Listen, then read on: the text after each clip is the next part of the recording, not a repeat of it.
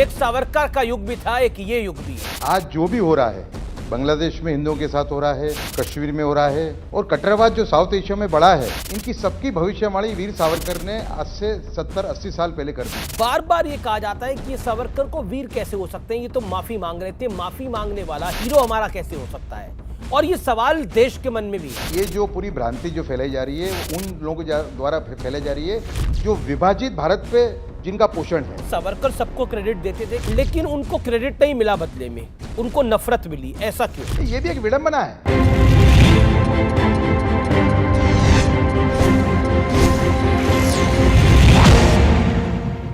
और मेरे साथ इस समय बात करने के लिए मौजूद हैं उदय माहुरकर, जिन्होंने हाल ही में एक किताब लिखी है वीर सावरकर के ऊपर। लेकिन कुछ ऐसी बातें हैं जिनको आज के संदर्भ में सुनना और समझना बेहद आवश्यक है। और यह आवश्यक किस लिए है? क्योंकि हाल फिलहाल में जो न्यूज हमने सुनी, कश्मीर में हिंदुओं को लगातार टारगेट किया जा रहा है, बांग्लादेश में हिंदुओं के साथ क्रूरता हो रही है, पाकिस्तान में तो लगातार हो रही थी, अफगानिस्तान में तालिबान का राइज। आखिरकार ये एशिया में जो इस्लामिक फंडामेंटलिज्म है या फिर यानी कह सकते हैं कट्टरपंथ जो है, इसमें इजाफा हुआ है। इसके पीछे क्या कारण है और वीर सावरकर का इससे क्या लेना देना है? आप सोचेंगे अमीश देवगुन आप कैसी बात कर रहे हो, सावरकर का तालिबान से क्या मतलब है? सावरकर का जो हिंदुओं के साथ बांग्लादेश में क्रूरता हो रही है उससे क्या संदर्भ है? लेकिन अगर मैं आपको बोलूं हां संदर्भ है, तो आप खुद चौंक जाएंगे और थोड़ी देर के लिए पलट के इस इंटरव्यू को जरूर देखेंगे। मेरा निवेदन है कि आप और आपका परिवार, ज्यादा समय आपका नहीं मैं मांगता, अगले 18 से 20 मिनट के लिए यह कार्यक्रम जरूर देखें, क्योंकि यह संवाद सामान्य संवाद नहीं है।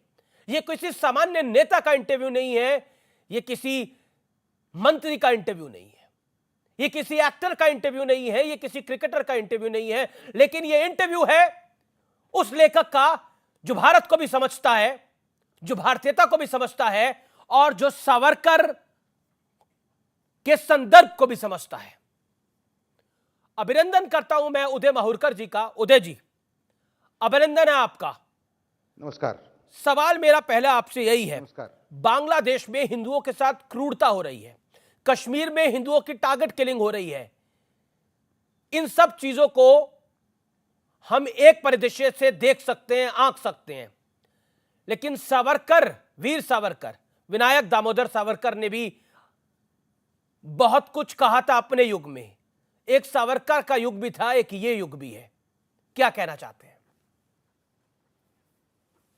देखिए, हमारी पुस्तक में इसका बहुत ही बारीकी से विवरण हमने दिया है कि आज जो भी हो रहा है बांग्लादेश में हिंदुओं के साथ हो रहा है, कश्मीर में हो रहा है और कट्टरवाद जो साउथ एशिया में बढ़ा है, इनकी सबकी भविष्यवाणी वीर सावरकर ने आज से 70-80 साल पहले कर दी थी। 70 साल पहले वो बार बार 1937 के बाद में जब वो 1937 में जब वो रत्नागिरी से बाहर आए, जो नजर कैद में थे, उसके बाद में वो लगातार आगाह कर रहे थे समाज को कि ये जो मुस्लिम कम्युनलिज्म है और जैसे कांग्रेस इसके सामने जो घुटने टेकती जा रही है, ये आगे जाके बहुत ही खतरनाक साबित होगा भारत के लिए, भारत के हिंदुओं के लिए और भारत देश के लिए।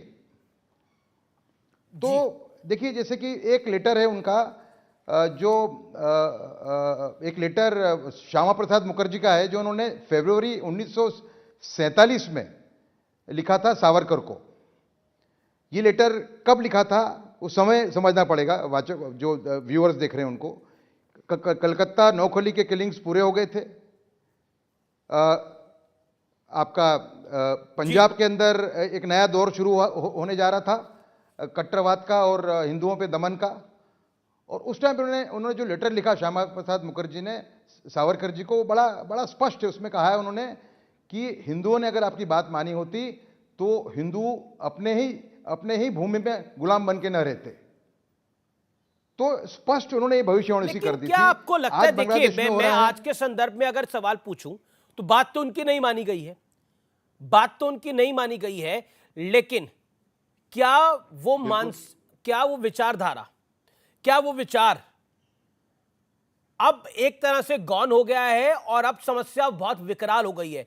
इसलिए सावरकर ने जो लिखा, सावरकर ने जो कहा, उसका औचित्य आज के युग में नहीं है। मैं थोड़ा क्रिटिकल होकर इस सवाल को आपसे पूछ रहा हूं। जी नहीं, देखिए थोड़े और इसमें गहराई में अपन जाएंगे। वीर सावरकर ने उस टाइम पे क्या कहा था? वीर सावरकर जो पाकिस्तान बना, उसको सावरकर ने कहा था, it is a surrender to Muslim League violence and civil war. Congress का ये सरेंडर है। और अगर इसको आप सरेंडर हो गए तो आप सोचिए, अगर एक कट्टरवादी सोच पे आधारित देश का अगर निर्माण होता है, मतलब पाकिस्तान का, जिसके पास हथियार भी होंगे, सब साधन होंगे, तो वो भारत की क्या हालत करेगा, हिंदुओं की क्या हालत करेगा, इसका आप अंदाजा नहीं लगा पाओगे। ऐसा उन्होंने आचार्य कृपलानी को कहा था। कृपलानी ये मानते थे कि पाकिस्तान के पास आज की तारीख में न्यूक्लियर बॉम्ब है, कृपलानी पाकिस्तान आतंकवाद फैला रहा है। बिल्कुल, कृपलानी ये मानते थे। जी, कृपलानी क्या कहते थे? मैं तो कहूंगा कि जो कट्टरवाद अफगानिस्तान में फैला है, या जिसको नॉर्थ वेस्ट फ्रंटियर प्रोविंस बोलते हैं, खैबर पख्तूनख्वा, वहां फैला है, इसका भी डायरेक्ट सावरकर की भविष्यवाणी से डायरेक्ट रिलेशन है। सावरकर ने भविष्यवाणी की ही थी।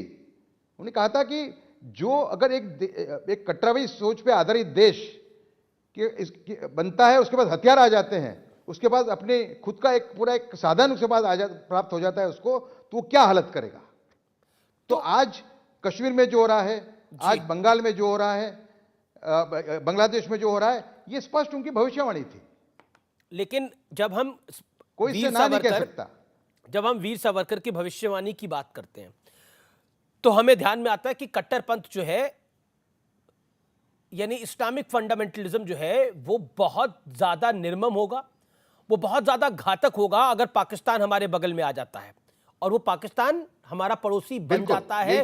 उस देश का निर्माण हम ही कराते हैं। विडंबना यह है कि हमने अपनी बीमारी को खुद ही चुना है और उस बीमारी को चुना है, उसको पाला है, उसको पोसा है, उसको आगे बढ़ाया है। और बांग्लादेश की स्थिति भी हम देख रहे हैं कि क्या है। अगर मैं वीर सावरकर की भविष्यवाणी की बात करूं, क्योंकि आपने उस पर गहन अध्ययन किया है, गहरा अध्ययन किया है, चिंतन किया है, मंथन किया है, तो उससे अमृत जो है वो जरूर निकलता है। और मैं अपने व्यूअर्स के लिए वो अमृत चाहता हूं आज निकले। उदय माहुरकर से जब हमारा संवाद हो रहा है, ये अमृत निकले, ये अमृत बेहद आवश्यक है दर्शकों, आपके लिए, व्यूअर्स, आपके लिए। इसीलिए शायद आज तमाम बड़ी खबरें छोड़कर हम इस विषय पे बात कर रहे हैं। मुझे लगता है कि ये विषय देश के लिए, देश की, भारत की संस्कृति के लिए बहुत बहुत महत्वपूर्ण है, अत्यंत महत्वपूर्ण है। इस पर एकदम तुरंत बात होनी चाहिए। जब हम सावरकर की बात करते हैं, वीर सावरकर की भविष्यवाणियों की बात करते हैं, तो कौन कौन सी भविष्यवाणियां हैं जो अब सत्य हो रही हैं और जो आने वाले समय में सत्य हो सकती हैं, क्योंकि आपने मंथन और चिंतन किया है। उदय माहुरकर जी, देखिए, पहली बात तो उनकी जो भविष्यवाणी थी कि मुस्लिम तुष्टीकरण अगर जारी रखा कांग्रेस ने, जो 1937 से वो भविष्यवाणी कर रहे हैं, तो भारत को बहुत बड़ा खामियाजा भुगतना पड़ेगा। और 1940 के बाद में, 1940 में मुस्लिम लीग ने पाकिस्तान रेजोल्यूशन पास किया था। उसके बाद तो स्पष्ट कह रहे थे कि अगर अभी भी कांग्रेस ने अपने आप को दुरुस्त नहीं किया और मुस्लिम तुष्टीकरण की नीति जारी रखी, तो पाकिस्तान को हम टाल नहीं पाएंगे। ये उनकी भविष्यवाणी नंबर 1 है। दूसरी, उन्होंने आसाम की भविष्यवाणी की थी 1941 के अंदर। उस टाइम पे उन्होंने कहा था, आसाम के अंदर ईस्ट बंगाल के मुस्लिम वहाँ पे ब्रह्मपुत्रा वैली में आके बस रहे थे, बहुत बड़ी संख्या में आ रहे थे, और उन्होंने स्वयं कर दिया था पूरे ब्रह्मपुत्रा वैली को।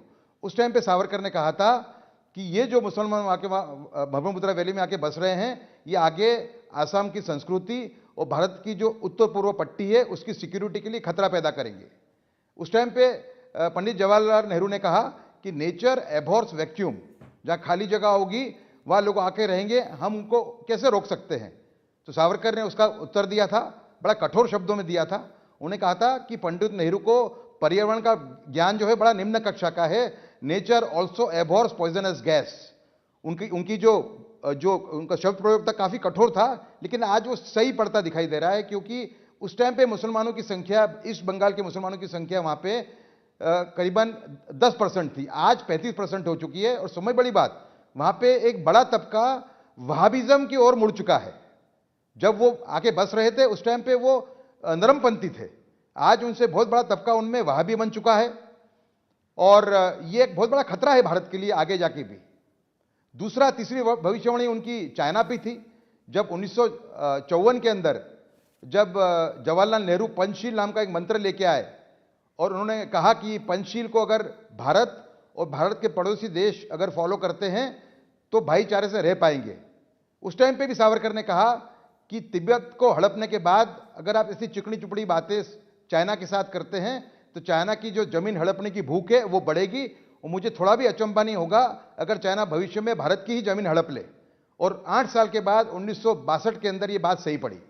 उस टाइम पे एक और उन्होंने स्टेटमेंट इशू किया था। उन्होंने कहा था कि आपका जो पंचशील है, मतलब भारत का जो पंचशील है, नेहरू का जो पंचशील है, वो जो अपन माला करते हैं उसकी जो बीड्स होती हैं, रोजरी बोलते हैं इंग्लिश में उसको, वो बीड्स हैं।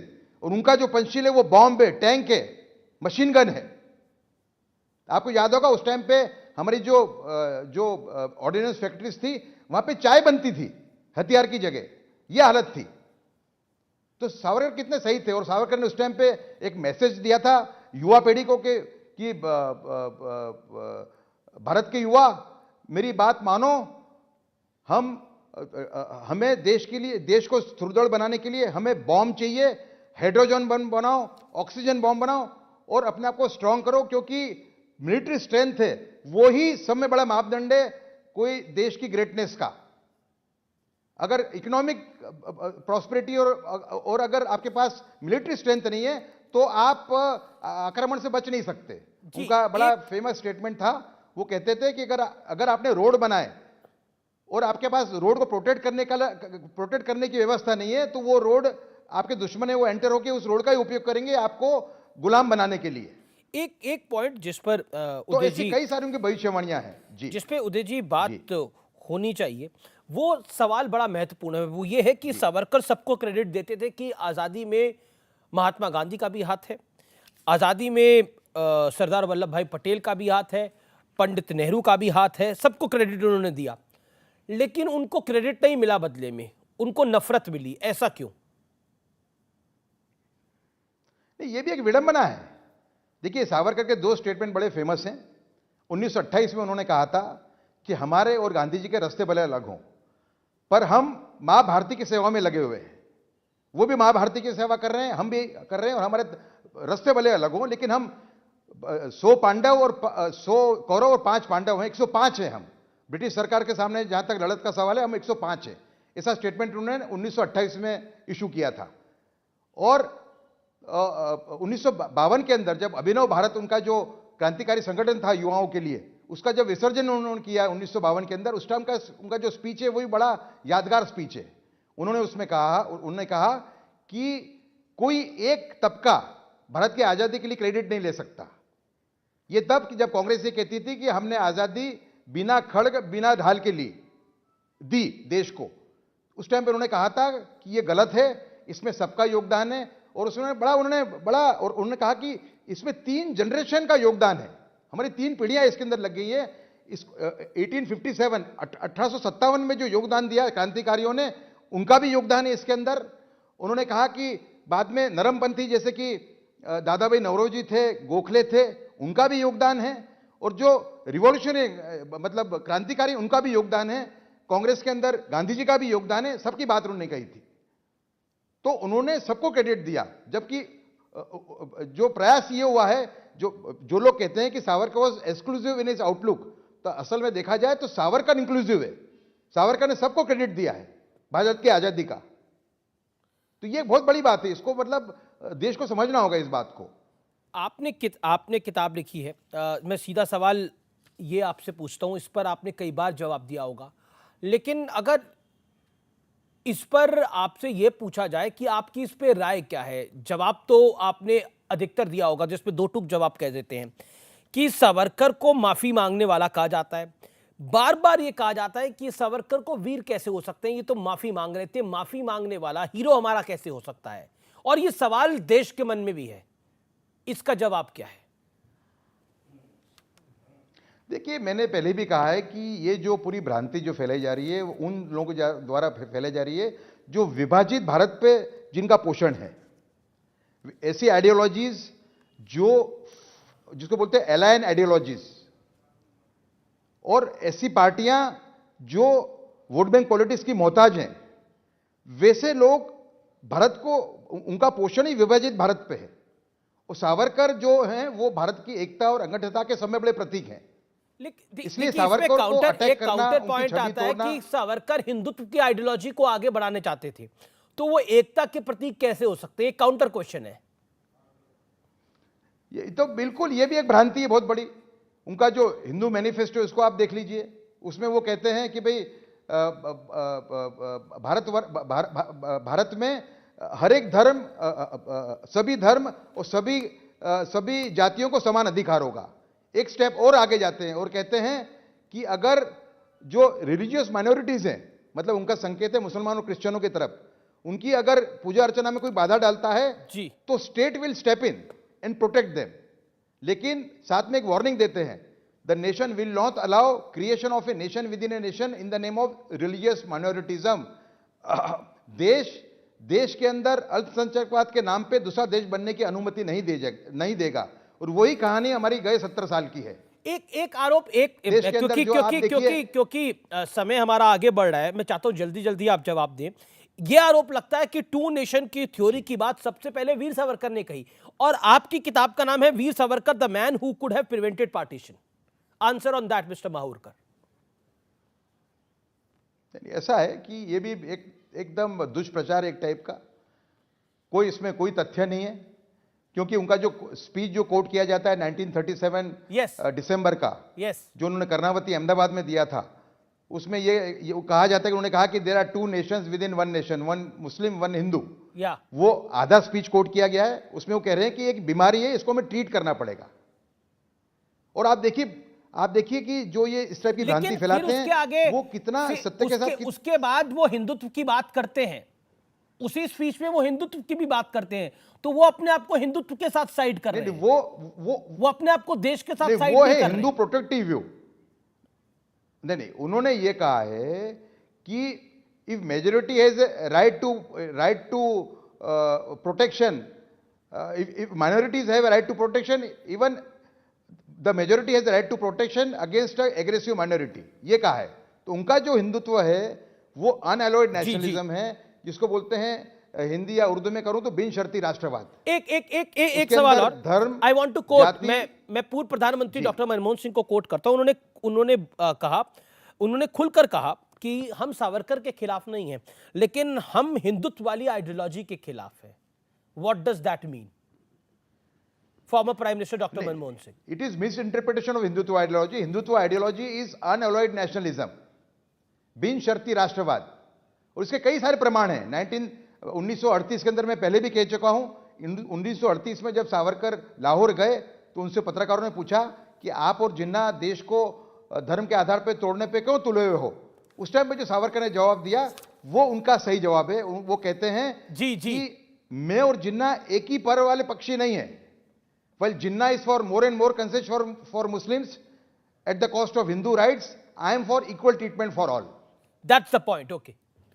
चलिए, मुझे लगता है कि कई भ्रांतियों का जवाब आपने उदय माहूरकर आज दिया। इस संवाद के अंदर मुझे लगता है कि हर वो सवाल जो देश जानना चाहता है, जिसका जवाब, मुझे लगता है कि उदय माहूरकर ने उस सवाल का जवाब आज दिया, और यह जरूरी भी है, आवश्यक भी है। इसीलिए मैंने बोला था कि यह संवाद आपके लिए, आपके परिवार के लिए, आपके बच्चों के लिए देखना आवश्यक है।